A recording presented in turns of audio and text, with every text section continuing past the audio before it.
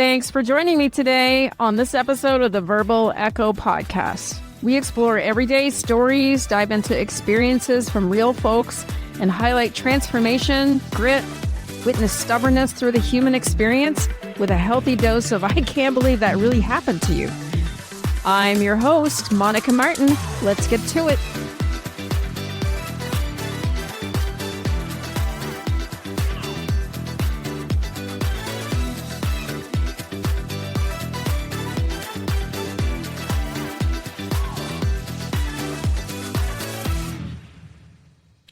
Hi, and I want to welcome Dr. Matisa Wilbon to the show. And I'm going to let her tell us all about how she got to this story of talking about grief. Welcome, Matisa. Hello. Good to be with you. Thank you so much for this opportunity to just chat with you today. So how did I get to this conversation around grief? Well, I've had a lot of death in my family. I'll start there. The probably most seminal in this journey was in 2017 when my mother passed away from breast cancer. And even though my mother-in-law had passed away, brother-in-law, several family members, it was that particular event that stopped me in my tracks. My mother was my closest friend.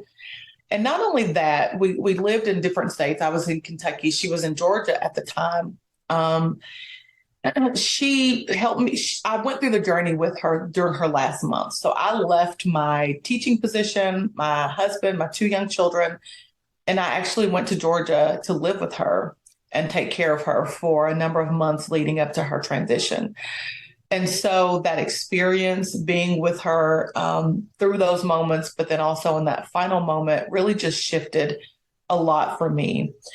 Family members passed in between that time, but then a year or so ago, my baby brother passed away unexpectedly. And so when you're dealing with loss, you realize that grief, of course, is a part of it. But what I realized, particularly with my mother, but then also with my brother, is that some people don't really learn how to deal with it. We have a really interesting relationship with grief. Either we don't want to do it at all, or we live in it and we grieve for the rest of our lives. At least that was my experience. And so I really wanted to understand. I'm a sociologist. And so not only did I have this personal experience, but I really wanted to sort of understand what folks go through. I wanted to understand my own journey. And that's what kind of got me thinking about this, talking about this, and what led to the TED Talk. Yeah. And so, folks, she has an amazing TED Talk. I listened to it and I started crying every time I listened to it. It was just it just struck me straight into the heart. And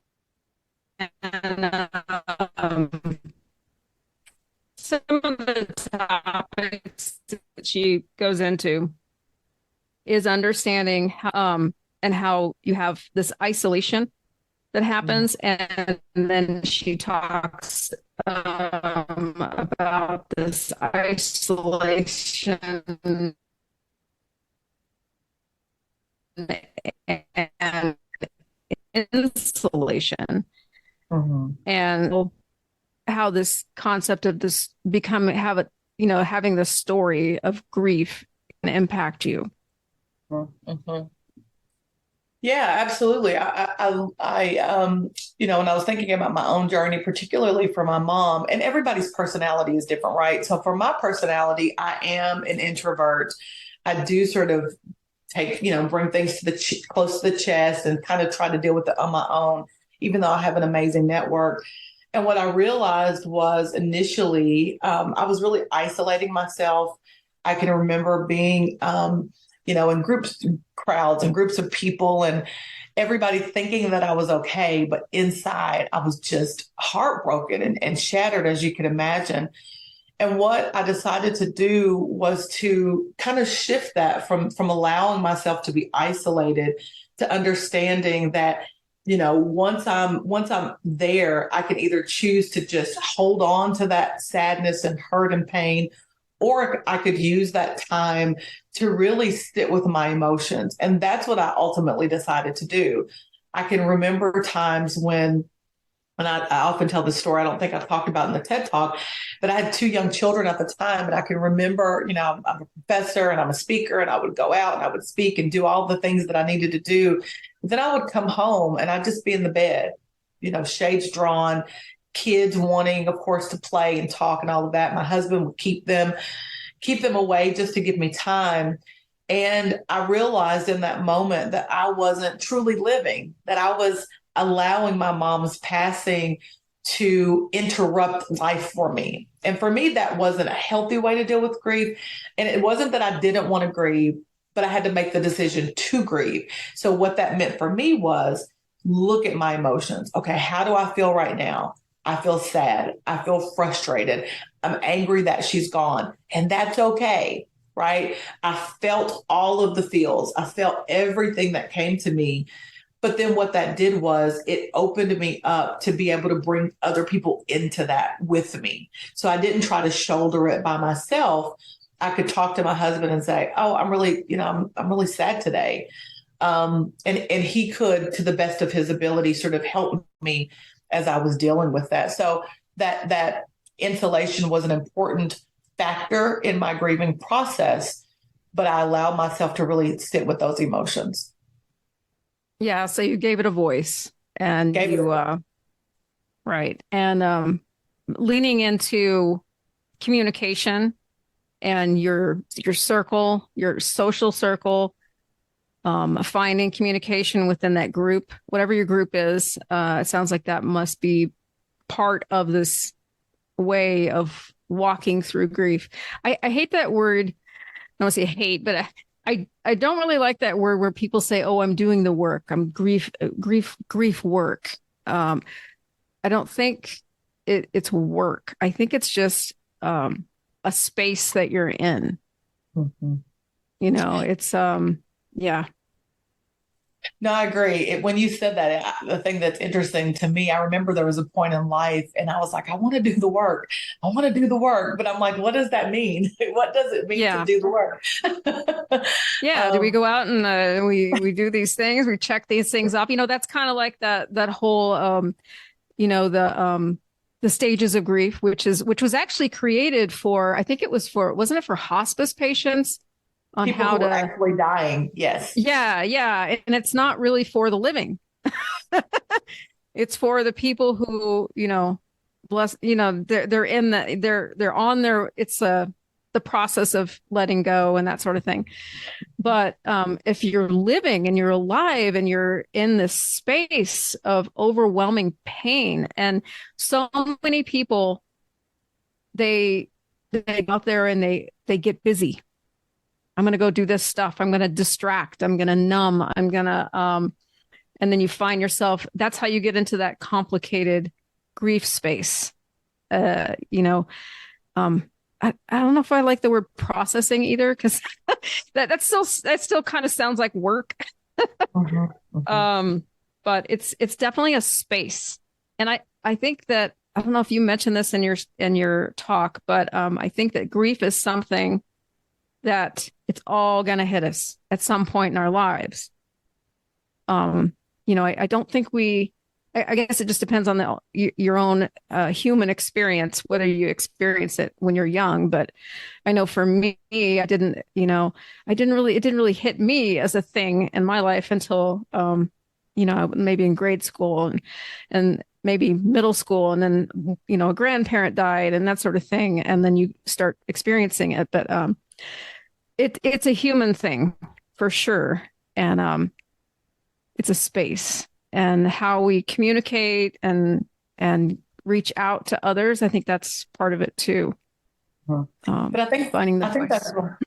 No, I love that. I think that's why we really need to have more conversations around it, so that it's a natural conversation, because you're right. We're all going to experience it.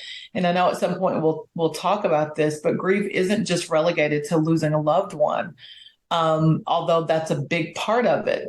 So how we deal with it, how we talk about it. I grew up in a family where my mother was a single parent. She had been divorced. really strong. And so, that whole strong image of the mother doing it all. And there were lots that I pulled from that was really important to me in my life and my own ambition and to my work ethic. But to be honest, I wish I had have seen some of her vulnerability. I wish I'd have seen her in that space so that I would have language, so that I would know, what I'm dealing with and and so I've tried with our children, not to overwhelm them, of course, but to let them know, mom is sad today and this is why. I'll talk to my daughter or my son, I'm really not, and sometimes you can't even put a pinpoint, like it feels just like a bad day, but I know if I reflect back, it's a moment. I'm dealing with the fact that my mom isn't here or that my brother died last year, but I allow them to try to come into that just a little bit so that they know it's okay to talk about it, and that moms and dads do experience this kind of emotion related to the loss of a loved one. So I agree with you 100%. It's a space. It's a natural space that we need to allow ourselves to be in when we go through these situations. Right. Yeah, I like that. Especially for children. I think good parenting comes in with being vulnerable, being yourself, being a human. Like I don't know if it's like a new trend. I see moms and they want to be perfect. They don't want to let their kids see the rawness of just being a human. I'm having a bad day. I'm not dealing with this thing that I'm dealing with. I'm a vulnerable person. I absolutely love Brene Brown. I'm a big follower of hers. And I'm listening to one of her audiobooks right now, greatly. And that woman, I mean, every time I listen to her, I just get so inspired. Do you like her work? I love her work. Yes, I love her work. And not only is she a Southern gem, because my family's all from Texas, so I kind of have that little, I got a little bit of the South in me, even though I live in Colorado. You can't take that out of your soul. But so I just love listening to her voice. But her message and her genuineness and the work that she's done for shame and vulnerability, and it's just if you only had one book to read, that would be a good one to just absorb.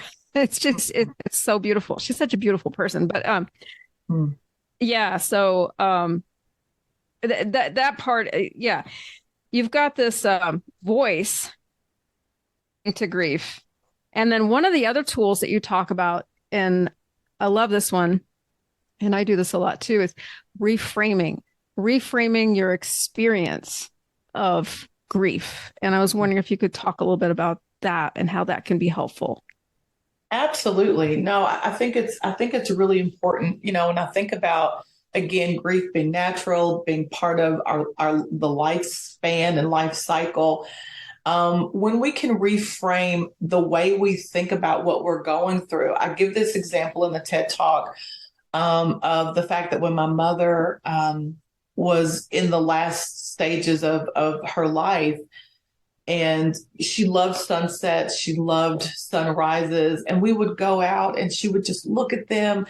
And I don't know that she knew it was her last few months, but I just remember her looking at them, and she'd always loved them, but she would just try to soak in as if they were life itself, right? I'm soaking in every moment, every color. And we would talk about them. And so when she passed away, of course, those same sunsets and sunrises at first were really sad for me because it reminded me that she was no longer here. But then as I started reframing and thinking, but my mom saw these sunsets and we had these amazing conversations and I have these amazing memories, then I started to reframe and think, okay, what is the good in this? This was something special for us. This was something that we did together. I talk about, the fact that my daughter and there was another aspect of this bridging that sort of those generations. But But as I look at grief and as I look at my experiences, if I could reframe them, I talk about the fact that, again, loss of identity. I experienced a number of different things, but no matter the loss in my life, if I could look at what is the good, what is this grief teaching me, or how can I become better? How can I see things from a different perspective? Lastly, I'll tell you this: even with this idea of reframing, that because of my mom's passing, and she was relatively young, she was 62, relatively young, I try my best to enjoy every day, right? Even if I'm grieving, even if I'm sad, even if I'm having a moment, I'll allow myself to have that moment. But then I'll shift my thinking to think, okay, it's okay. I'm sad. I'm upset. But thank God that I have this opportunity now with my own children. How can I make sure that I'm living my life to the fullest so that there's not a balance, because I don't think that's fair. It's not there's good and then there's bad, even though we know that's true. But if I'm feeling sad today, what can I do to experience some gratitude?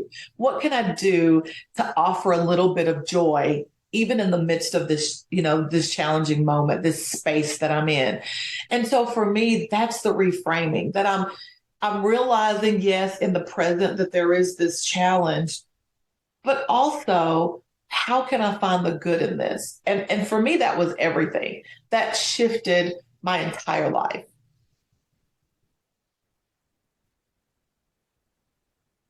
Oh no, I'm sorry. Okay.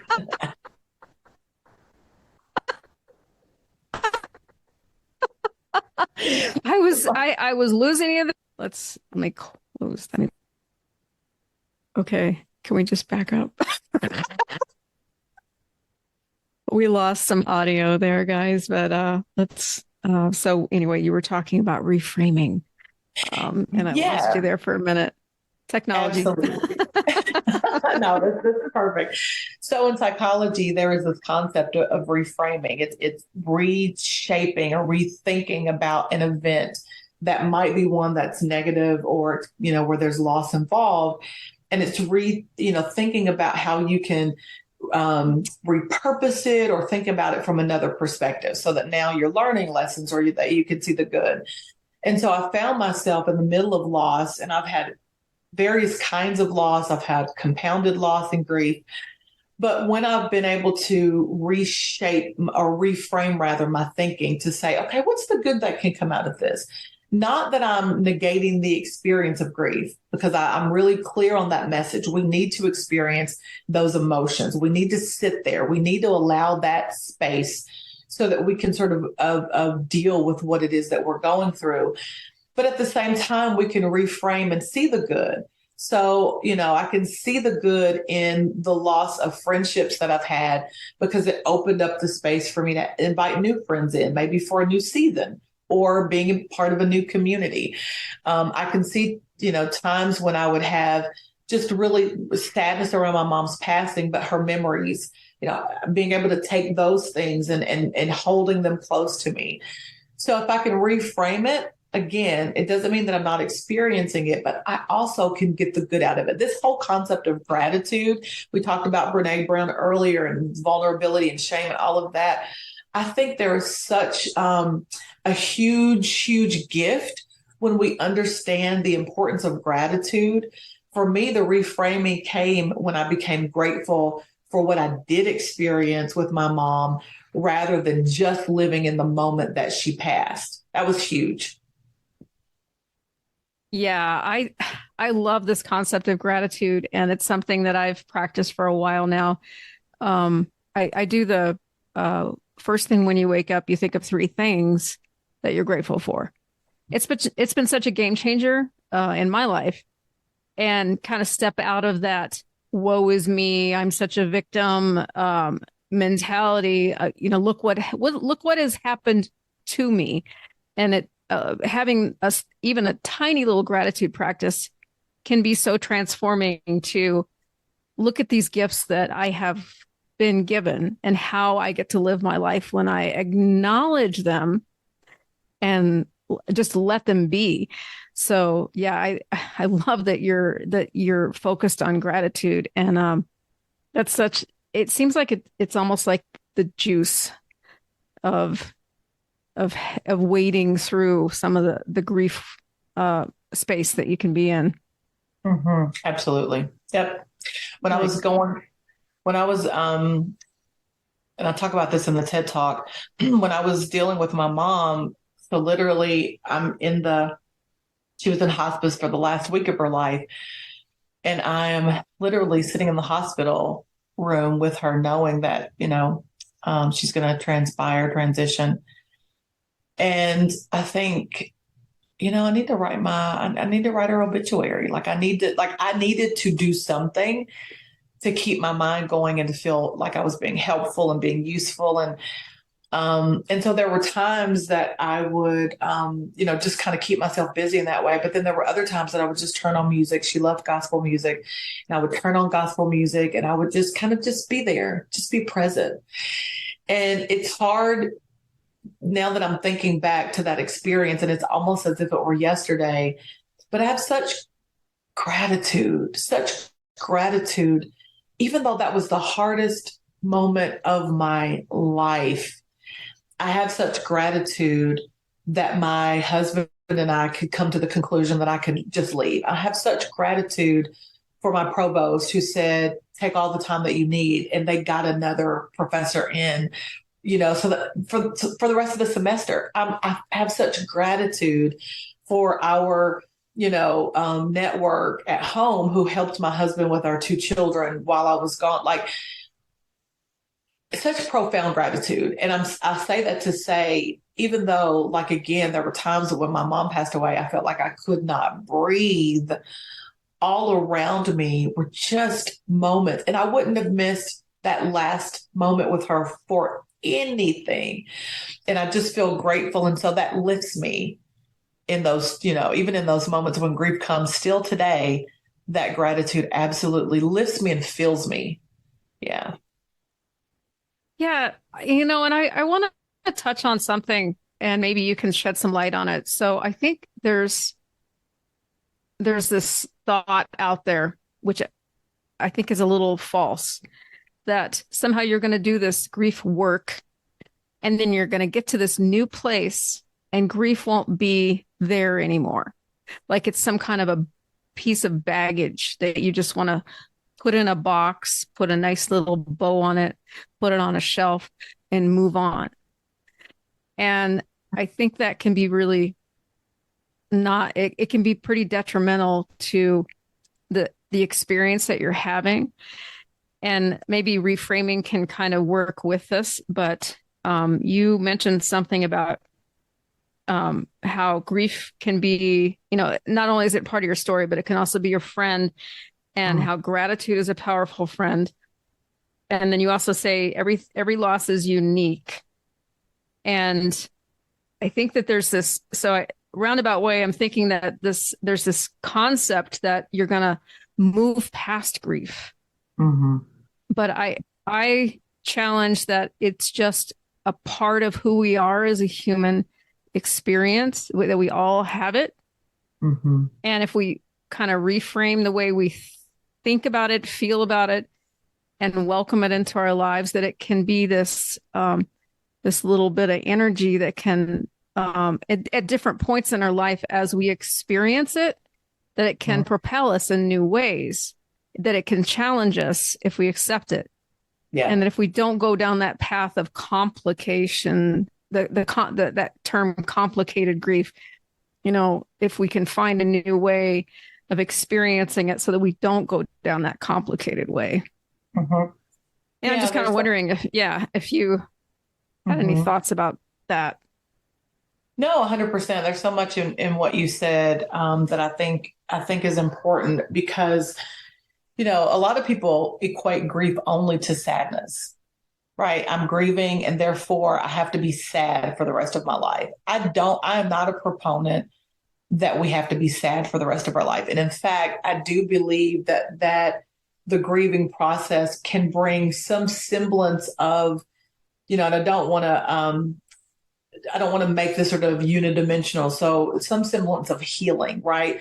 I miss my mom terribly. I have moments now when I might see something that triggers me and I can be sad for an evening and recognize that, oh, I'm really missing my mom.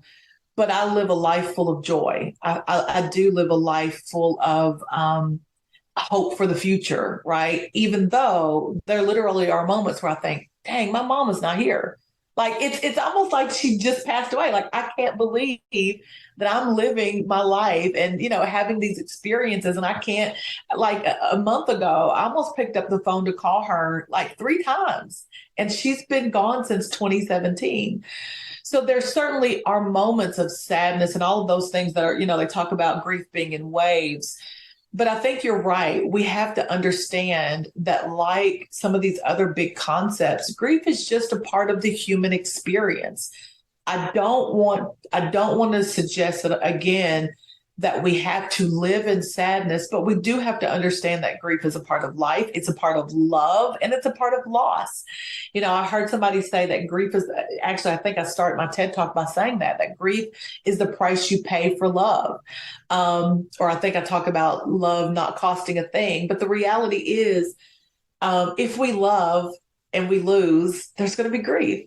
And to the point that you made earlier, if I can get that in my mind, then when it happens, it doesn't catch me by surprise. Or I know that I do have tools that I'm equipped with to be able to sort of, deal with it and sit in that space. I think we do ourselves a disservice when we assume that, well, on two extremes, we do ourselves a disservice when we think we can't ever come out of grief or that we have to live a sad life, because I don't think that's true. But I also think we do ourselves a disservice when we don't recognize, identify those emotions and deal with them. So the perfect case scenario, if there is one, is that we realize we're human. Grief is a human experience. When we experience loss, to recognize and be aware, like I'm grieving right now, and then just allow ourselves to be. Just be. I wake up, I'm sad, I'm being. I journal. I do the gratitude journal. I play with my kids. I talk to my husband, and I just be. And then when I find myself that in 3 days, in 4 days, in 5 days, I feel a little better. In a week, I feel a little better. The wave might come again. I deal with it again. But if I can just be, then I believe we'll get to that place, right? It's almost like our body. This is the last thing I'll say. They talk about our body being a natural healer, and that if you just allow yourself to be once you're wounded, that you'll find that your body is one of the best healers of itself. Even though I have a strong faith as well, I do believe that if we can just be, that healing is going to start to come.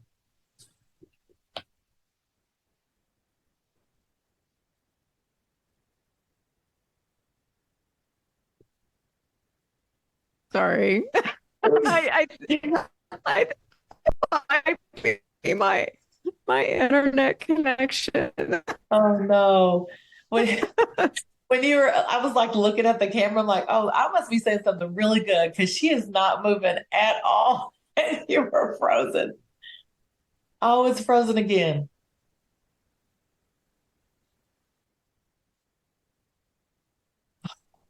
Okay, this is a marker.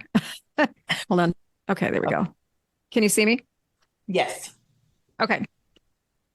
All right. Well, yeah, thanks. I really, I think that's such a powerful way to look at that. Now you have a women's leadership networking program, and it's called Disrupt Hers. Yes, it's Disrupt Her University. Yeah, so I'm a sociologist by training, but the heart of what I do really is centered around equity and around fairness and making sure that all voices are heard and amplified. And what I found over the course of my career, and this is, going around to how I created that network, I found myself as a woman and in a lot of different spaces, just having to grapple with things that I wish I had other people to sort of help me deal with, right? I found myself in spaces where I had imposter syndrome. You know, we hear about this. I needed to have more self-confidence, and that was early in life. I was in leadership positions and doing all of these various things. And so I decided to create what I call the Disrupt Her University to help empower women in particular, to have a voice and to learn to deal with the things that I kind of had to learn on the job, on the job training. It's called Disrupt Her because to disrupt is to interrupt the status quo. And I believe that we all can be disruptors, but particularly for disrupt hers, that is women, we sometimes need to kind of disrupt what's happening to figure out not only where we fit, but how to create a space that's more inclusive so that our daughters don't have to go through the same thing, so that our daughters, have a voice and know how powerful that they are. So it's a network of women across all sectors, ages 18 and up. And the goal really is to educate, equip, and empower women to be our best selves. That's really the heart of it. Yeah, I love that. That seems like a really great space to be in if you're struggling with anything to find. I think part of the problem as women is we don't, we get so busy in the day-to-day life, we don't stop and think, oh yeah, I have a community. I have people that I can lean on and that I can lean into. And sometimes I think, depending on where you're at, thank goodness we have like some of this virtual stuff where we can find a social connection with people, especially if you live maybe you're in a rural area and you don't have, in person, in real life, communities that you can reach out to. So I think it's good to have these spaces where you can find your people. Absolutely. Can I add, Monica, that it's the thing that I love about it is there are women, like you suggest, who maybe are younger or maybe even older and they haven't found their voice and they need that. They need to find their tribe. But there are also women who have come through it, right? Who are on the other side of it and they have expertise to offer. And so that's the thing that I love about it, that it really is a synergy of, older and younger and people in business and people in education who can really just, like you said, be a community. I know I was a first generation college student. My mom became a nurse, worked her way through nursing school while she was a full-time mom. And all of that was amazing, but there were just some paths that I had never crossed. I didn't know anybody who had crossed them. And so even though I had some mentors, I really wish that I'd have had a community like the one that I'm building, of women that I could just say, oh, what is going on here? And so that's why it's been really, really important. Yeah, I think that's important that you mentioned that you've got people from all different backgrounds and ages too, because that's something that I always try to, sometimes I work with some younger people, and I think younger people now are a little bit more accepting of like looking at the viewpoints of older people, but as we age, boy, do we have deep pockets of wisdom. And we just want to give it. They don't always want to listen to us. But we do have that advantage of having more lived experiences. We've been knocked around a little bit. Right. And so we've learned a little bit more about how to roll with it. And we've gotten some skills, and that's so good when we can give that to younger people. I think we all need that. And also, I think it's interesting I'm in my, mid 50s, and I think it's really cool. I learn a lot of things from younger people too. Not only from my kids, of course, they're always keeping me in line, which is kind of funny. Like, no, Mom, don't do that way. Mom, you're embarrassing me. I love that one. That's just part of it, right? Well, we kind of love doing that. we That's kind the of like fun. we kind of like embarrassing though. So we kind of I don't think they know that we know that we're doing it on purpose. Right. But but I do learn from younger people as well. And I think it's really cool when you can have that community Mhm. of older people and older people and then younger people and then different, yeah, like diverse people from different work backgrounds Yeah. and different upbringings and Yeah. different cultures and different layers of society. Mhm. And so that I'm sure that came up as a part of your training in sociology. And Yes. so I think that's really unique and special that that you've kind of created this and you can offer it. And yeah, so that's really interesting. Yeah. Yeah. Yeah. So and then you also have um a YouTube channel. And oh, I wanted to mention um so watching your TED Talk, it's now at and just was it 4 months ago released? That's what it said. Yeah. Yeah. 8,000 views. Oh, that's And amazing. it's like 8.1. And I think that is so great because think about, I'm sure the experience of doing that was such a process in and of itself. Yeah. But also the lives that you have touched, and I'm sure it will just grow over time. Yeah. 8,000 people, that's so amazing. So it's such a great platform um, Mhm. to get new ideas. I love TEDx talks. Yeah. I'll tell you, I thank you for saying that. I'm blown away and I'm really grateful.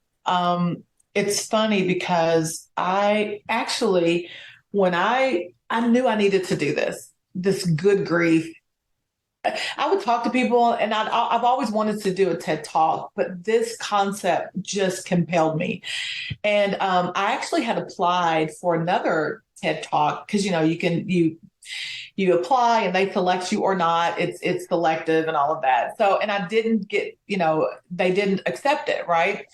Because maybe it didn't fit because all of the TED Talks are topical. And so there are not number of criteria. So maybe grief wasn't their thing and all of that. But I just thought, I have to get this out. It just was, how there's something in you. And you're just like, I've got to be able to share this. And so I was grateful to have the opportunity to share it. And thinking about this, our conversation about vulnerability, I thought, am I going to lay it out there? Like, am I going to really, for the world, lay bare? Like, there's a point as folks watch this where I'm literally about to tear up, and I'm having to tell myself, don't break down, don't crack in this moment.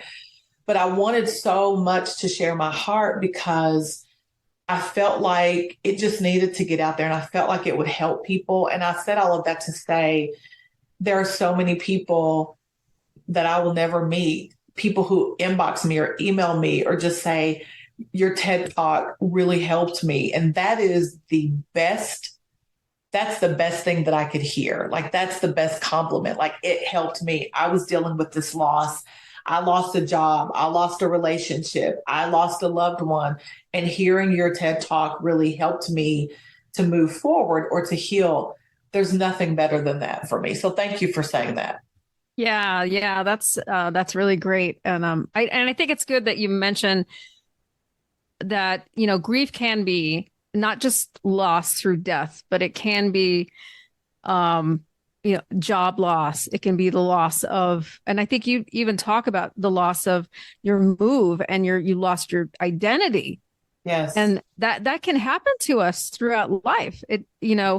I think those kind of little grief things that happen in our life can be so pervasive and so frequent that if we don't know how to accept it and be in that space and do the things that we need to do to have it be a part of our life and to manage it, Mm-hmm. that it can be, it can be cumulative. And then you can get down into this in the later parts of your life and you've got so much grief that you're not really like, I don't know what to do with this stuff. 100%. Yeah. And yeah, so yeah, job loss and transitions, moves. Job loss is a big one, and pet loss. Oh my goodness. Pet loss. Pet. It is so, that's like one of the big top, it is so bad. Pet loss. I It, know we had to put down 3 pets last year. It was a oh, hard year. oh my goodness. Well, Yeah. we have two things I want to say. First is, I think that's an important point to make, the different kinds of loss, because I think some people are grieving and they just aren't aware that they are. That was a big thing for me. So when my mom passed away, she was in Georgia, I was in Kentucky. All of my siblings were in Georgia. So I did what everybody tells you not to do, which is my husband and I were like, let's pick up, our family, let's move to Georgia, because I felt like I just needed to be close to my siblings, and that makes perfect sense. But I left the community. We had been in a place for 12 years. I left my job, all of that. And I didn't realize that I was grieving not just my mom's passing, but I was grieving all of that loss.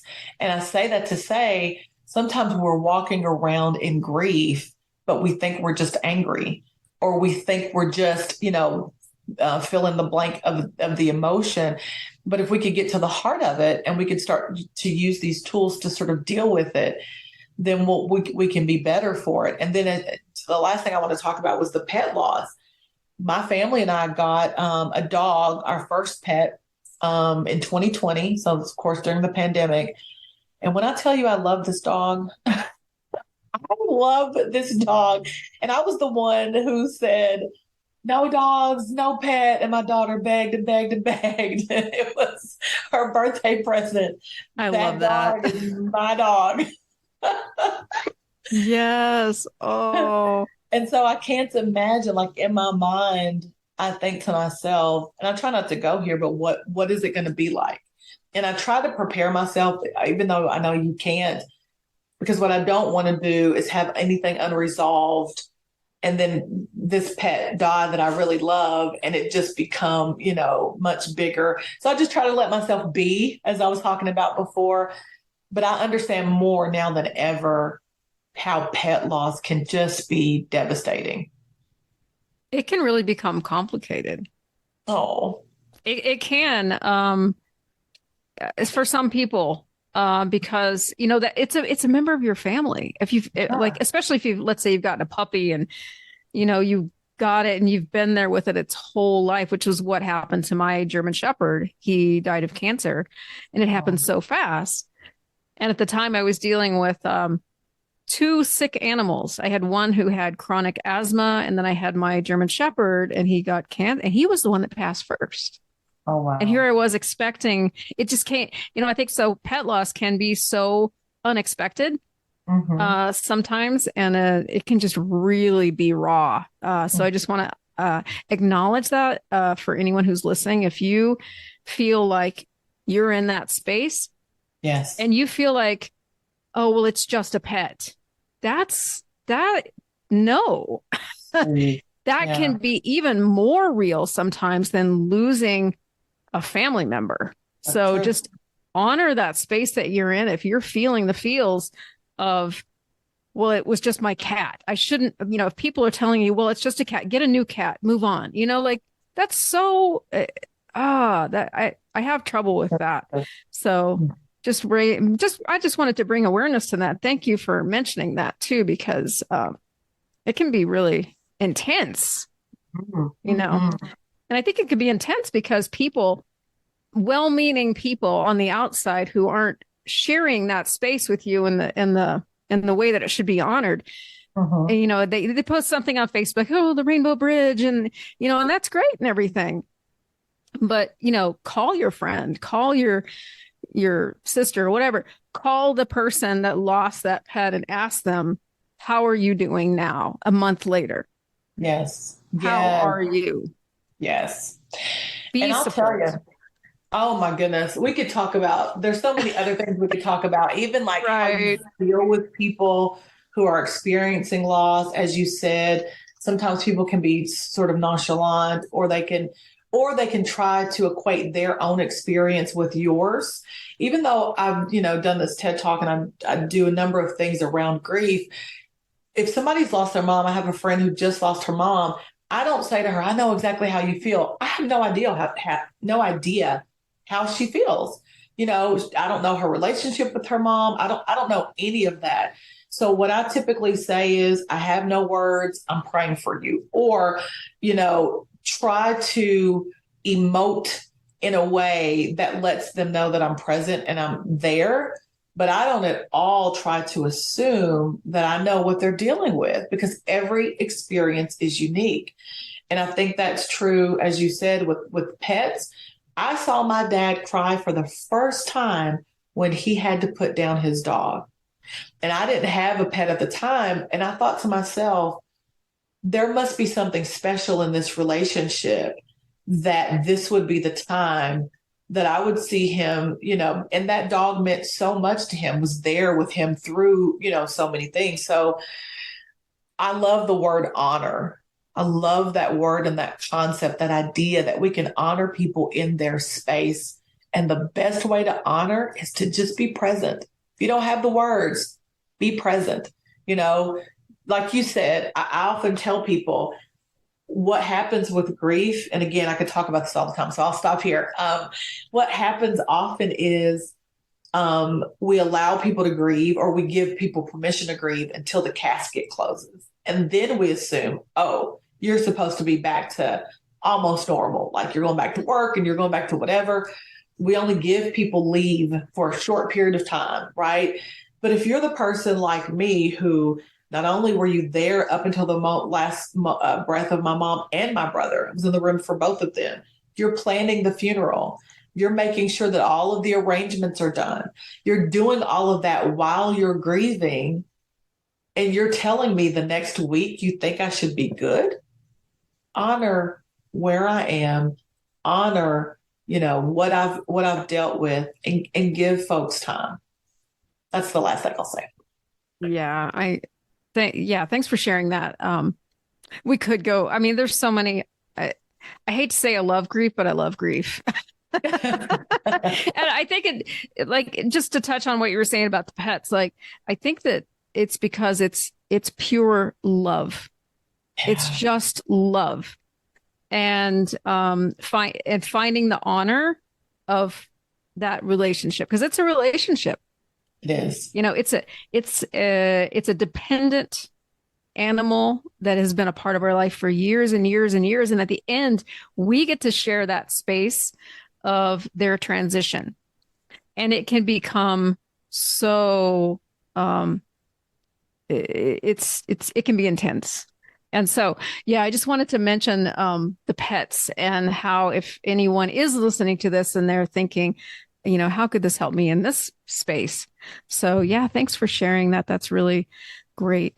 I just also wanted to mention you have a YouTube channel. Mm-hmm. And you have Moments with Matisa, and yes. I've listened to a few of these. I love them. They're so cool. They're they're like a minute, 5 minutes long, and they are really uplifting. And I just wanted to touch on a couple of your little topics. And if anyone's interested, you can find them. We'll put the link in the show notes. But she has topics like overcoming rejection, wired to win, refresh and release. Run your best race, plug in. I liked plug in. I thought that one was really cool. And prayer never loses. And so she's got this free resource on there to just get a little minute. It's like a little micro boost for your day. So I thought that was really neat. You also have a program, and I was wondering if you could mention about, you've got a grief and gratitude journal. If you could just mention the program that you have. Mm-hmm. And where you can find you. Absolutely. So Grieving to Gratitude is a workshop that I do. It's a 4-week series where we just bring people together and we just share in the journey that we have. I use some of the tools that I talk about in the TEDx. We go into in depth. You receive, once you're in the community, you're part of a Facebook group. You have the Grieving to Gratitude journal. Again, I talk about this in the TEDx, but it's a journal where you're allowing that as because the workshop is a writing workshop. So it's grieving to gratitude, but it's learning to write and express those emotions. And so there are a number of exercises that we go through to help people kind of process or kind of deal with what they're dealing with. And so the Grieving to Gratitude Journal is a part of that, where you learn how to express the grief, but then also learn how to express the gratitude, so that we are doing some reframing as we're going through. It's been an amazing resource for the folks that's gone through it. And again, you're with like-minded folks who are, and a lot of them, not everybody is experiencing fresh loss. I've had people go through it who, maybe lost somebody 10 years prior, but they just really feel like they needed to go through this process with people who are going through, similar journey. So, if you're interested, if anybody's interested, you can go to my website, matisawilbon.com, and you can get more information there. Great. Yeah. Thank you for sharing that. And is there any other projects that you have going on that might be upcoming that you're working on?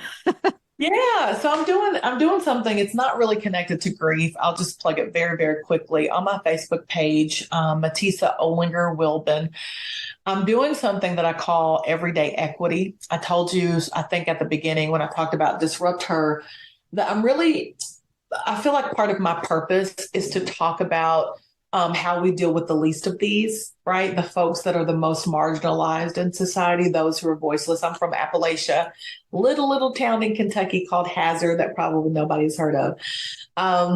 And I think about those folks in Eastern Kentucky that I left because I went to school and I've got family, amazing people there. I think about people like that. I think about people like the urban areas where my husband was a social worker for a number of years, those kids and adults who found themselves in situations where they didn't really have the resources, they didn't have the access. And so my heart really is for making sure that we all have the same opportunities. And so I'm doing something on my Facebook page every single Thursday evening at 8 p.m. that I call Everyday Equity.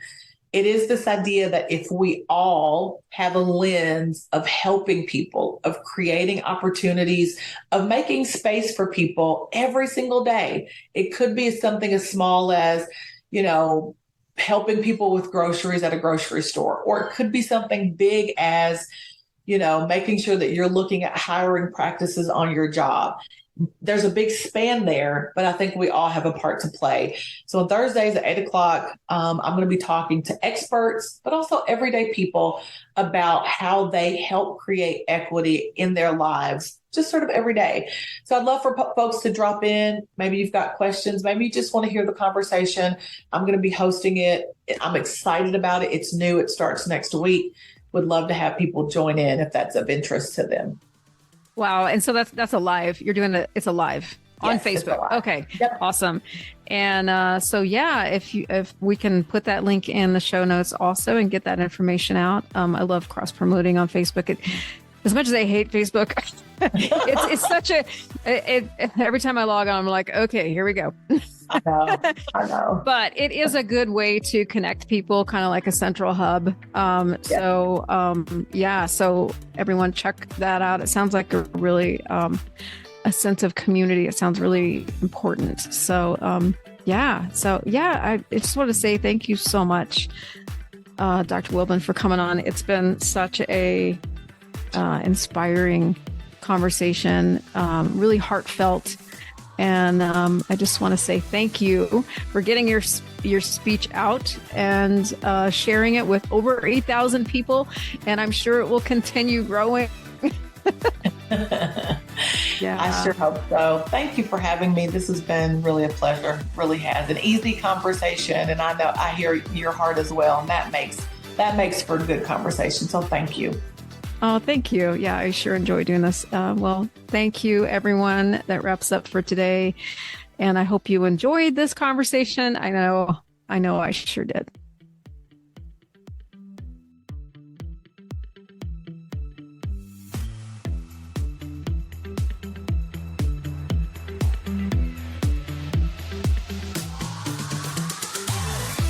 Thanks for joining me today and listening to another amazing story. We have some great guests coming up for season 2. The listeners have spoken and financial topics are on everyone's mind.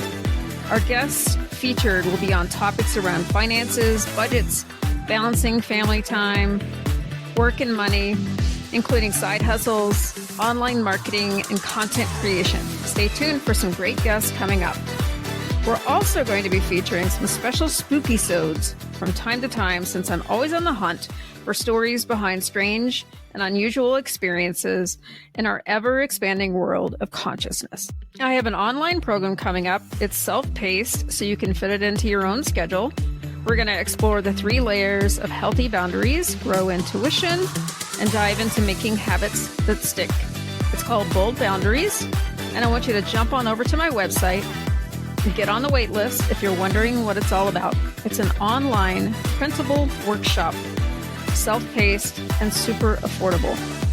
The way to find the wait list is to head on over to my website at www.mountain-energy-wellness-coaching.com and search for the Bold Boundaries tab. And right there, you can get your email and name on the contact form. Help this podcast grow by subscribing or following wherever you listen. It sure helps my efforts to grow and get these stories out there. And I'd love it if you could tell a friend about the show. If you'd like to be on the show and have a story you'd like to tell, reach out to me by sending an email to verbalecho@gmail.com. You can find any links or resources mentioned by me or my guests in the show notes below. Our music is Funk Beats by Equalix, and you can find them on Audio Jungle. I'll catch you next time around. See you soon.